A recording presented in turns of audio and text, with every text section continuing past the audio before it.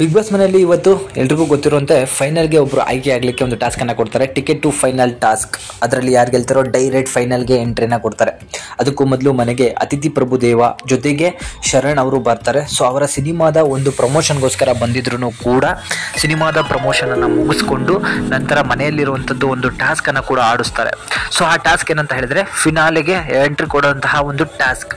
ಆ ಟಾಸ್ಕ್ಗೆ ಒಂದು ಜಾಲ್ಟ್ರಿನ ಹಾಕಿರ್ತಾರೆ. ಅದರಿಂದ ಹತ್ತಿಕೊಂಡು ಬಂದು ಈ ಕಡೆ ಇರುವಂತಹ ಬಿಗ್ ಬಾಸ್ನ ಒಂದು ಬಾವುಟನ್ನು ಎತ್ಕೊಂಡು ಮತ್ತೆ ಆ ಜಾಲ್ಟ್ರಿಯನ್ನು ಹತ್ತು ಬಿಟ್ಟು ಹೋಗಿ ಅದನ್ನು ಮೇಲ್ಗಡೆ ನೆಟ್ಟು ಜೈ ಬಿಗ್ ಬಾಸ್ ಅಂತ ಹೇಳಿ ಅನೌನ್ಸನ್ನು ಮಾಡಬೇಕು. ಸೊ ಯಾರು ಕಡಿಮೆ ಅವಧಿಯಲ್ಲಿ ಅದನ್ನು ಮಾಡ್ತಾರೋ ಅವರು ಈ ಬಾರಿ ಬಿಗ್ ಬಾಸ್ಗೆ ಫೈನಲ್ಗೆ 3 ವಾರಗಳ ಮುಂಚೆನೇ ಎಂಟ್ರಿಯನ್ನು ಕೊಡ್ತಾರೆ.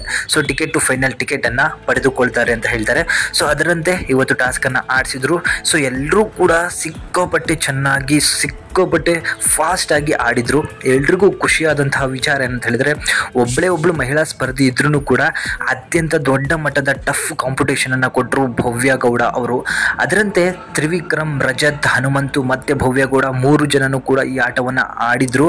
ಬಟ್ ಫೈನಲಿ ಗೆದ್ದಿದ್ದು ಎಲ್ಲರೂ ಹೂಯೆ ಅಂತೆ. ಹಳ್ಳಿ ಹೈದ ಯಾರು ಇನ್ನೋಸೆಂಟ್ ಅಂತ ಅಂತಿದ್ರೋ ಅವರು ಹನುಮಂತ ಅವರು ಈ ಆಟವನ್ನು ಗೆದ್ದು 3 ವಾರದ ಮುಂಚೆನೇ ಫೈನಲ್ಗೆ ಹೋಗಿ ಕೂತಿದ್ದಾರೆ.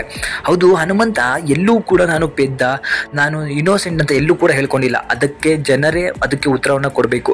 ಒಳಗಿರೋರು ಅವ್ನು ಇನ್ನೋಸೆಂಟ್ ಅಂತಾರೆ. ಸೊ ಅವನು ಯಾವಾಗ ಎಲ್ಲರೂ ಇನ್ನೋಸೆಂಟ್ ಅಂದ್ಕೊಂಡಿದ್ದಾನ? ಇಲ್ಲಿರೋರು ಎಲ್ರಿಗೂ ಕೂಡ ಬುದ್ಧಿ ಇದೆ. ಬಟ್ ಇಲ್ಲಿ ಯಾರೂ ಕೂಡ ದಡ್ಡರಂತೆ ಆಡ್ತಿಲ್ಲ, ಎಲ್ಲರೂ ಜಾಯಿಂಟ್ರಂತೆ ಆಡ್ತಿದ್ದಾರೆ ಅಂತಲೂ ಕೂಡ ಅವ್ನು ಹೇಳ್ತಾನೆ. ಅವನ ವ್ಯಕ್ತಿತ್ವವನ್ನು ಅವನು ಇಟ್ಕೊಂಡು ಆಡ್ತಿದ್ದಾನೆ. ಯಾರಿಗೂ ಕೂಡ ಇದುವರೆಗೂ ಕೇಡನ್ನು ಬಯಸಿರೋದು ನಾವು ನೋಡಿಲ್ಲ, ಅಥವಾ ಇನ್ನೊಬ್ಬರ ಹತ್ರ ಕೂತ್ಕೊಂಡು ಮತ್ತೊಬ್ಬರ ಬಗ್ಗೆ ಕೆಟ್ಟದಾಗಿ ಮಾತನಾಡಿರೋದನ್ನು ನೋಡಿಲ್ಲ. ಹಲವಾರು ಜನ ಇದನ್ನು ಮಾಡಿದ್ದಾರೆ. ಅವನನ್ನು ಕೂಡ ರಜತ್ ಟಾರ್ಗೆಟ್ ಮಾಡಿದ್ದು ನೋಡಿದ್ದೀವಿ ನಾವು.